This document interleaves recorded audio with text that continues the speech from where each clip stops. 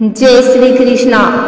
आज शनिवार के दिन आइए सुनते हैं शनिदेव और शिव जी की यह कथा।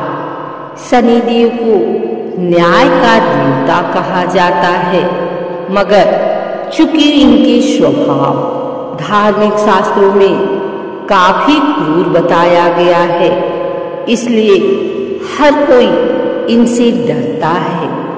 इतना ही नहीं, सनातन धर्म के शास्त्रों में इनसे जुड़ी कई पौराणिक कथाएं पढ़ने को मिलती हैं, जिससे इनके क्रोध का अनुमान बहुत आसानी से लग जाता है। आज हम आपको शनिदेव से जुड़ी एक ऐसी ही पौराणिक कथा सुनाने जा रहे हैं, जिसके अनुसार भगवान शिव ने उनके आगे हार मान ली थी। धार्मिक ग्रंथों में वर्णित कथा के अनुसार प्राचीन समय में एक बार शनिदेव भगवान शंकर के धाम हिमालय पहुँचे। शास्त्रों के अनुसार न्याय के देवता शनि के गुरु भगवान शंकर हैं। अपने गुरु को प्रणाम करके, हे भगवान शिव, कल मैं आपकी राशि में आने वाला हूँ, अर्थात मेरी दृष्टि कल आप पर पड़ने वाली है। इतना सुनते ही भगवान शंकर हतप्रभ रह गए और बोले, हे शनिदेव, आप कितने समय तक अपनी वक्र दृष्टि मुझ पर रखेंगे? इसके उत्तर में शनिदेव बोले, हे नाथ, कल सवा प्रहर के लिए आपके ऊपर मेरी वक्र दृष्टि रहेगी। जिसके बाद भगवान शंकर चिंतित हो गए और उनकी दृष्टि से बचने के लिए उपाय सोचने लगे। बहुत सोच विचार करने के बाद शिव जी अगले दिन मृत्युलोक चले गए। इतना ही नहीं, शनिदेव की दृष्टि से बचने के लिए शिव जी ने एक हाथी का रूप धारण कर लिया और सवा प्रहर तक उन्होंने यही रूप धारण किया रखा। लेकिन इसके खत्म होते ही वह सोचने लगे कि अब 3 दिन बीत चुका है और शनिदेव की दृष्टि का उन पर कोई असर नहीं हुआ है, और वह पुनः कैलाश पर्वत लौट गए। परंतु जैसे ही भगवान शंकर कैलाश पहुँचे, उन्होंने शनिदेव को वहीं पाया। शनिदेव ने हाथ जोड़कर अपने गुरु भगवान शंकर को प्रणाम किया। भगवान शंकर प्रणाम का आशीर्वाद देते हुए बोले, आपकी दृष्टि का मुझ पर कोई असर नहीं हुआ।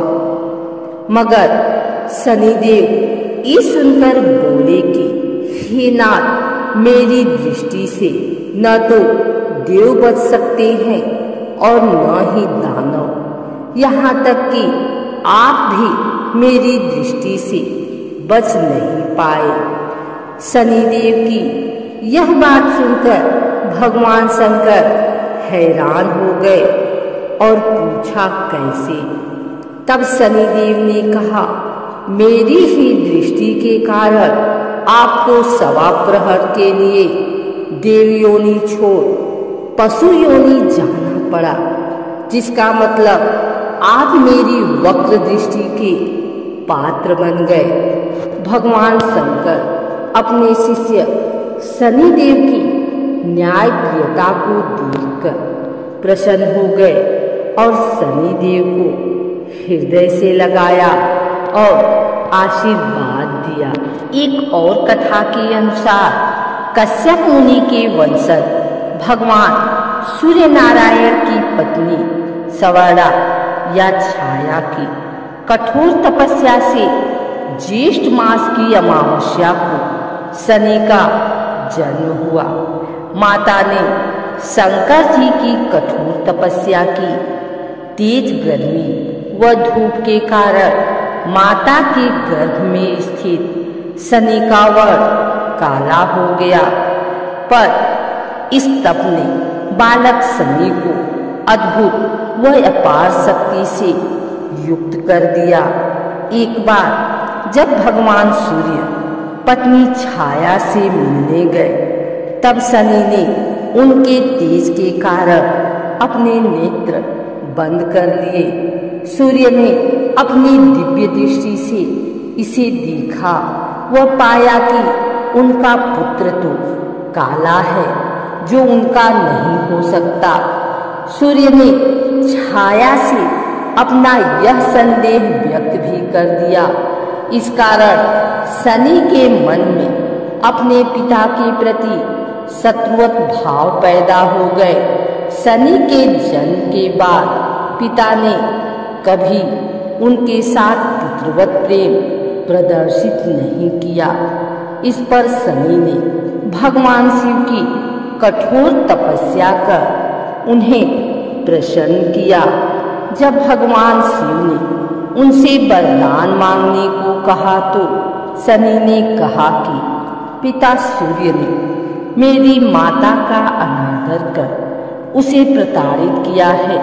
मेरी माता हमेशा अपमानित व पराजित होती रही, इसलिए आप मुझे सूर्य से अधिक शक्तिशाली व पूज्य होने का वरदान दें।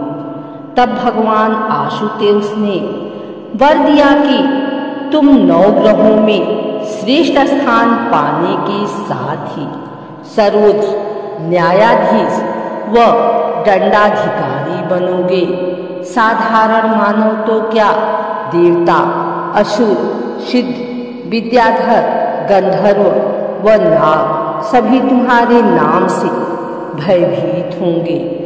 कथनानुसार लंकापति रावण ने अपनी अपार शक्ति से न केवल देवताओं का राज्य छीन लिया, बल्कि उसने सभी ग्रहों को भी कैद कर लिया था।